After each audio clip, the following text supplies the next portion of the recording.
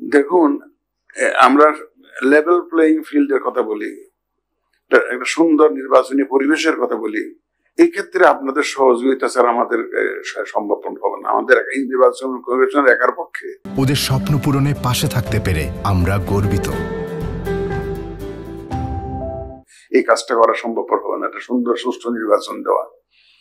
এখানে মিডিয়া লাগবে, আমাদের সিভিল সোসাইটি লাগবে, আইন শৃঙ্খলা বাহিনী লাগবে, এবং সর্বোপরি দেশের সর্বস্তরে জনগণের সহযোগিতা লাগবে। আমরা মিডিয়াকে এখানে পার্টনার হিসেবে পেতে চাই। আমরা আপনাদেরকে সাথে নিয়ে পার্টনার হিসেবে আগাইয়ে দিতে চাই আমাদের এই কাজে।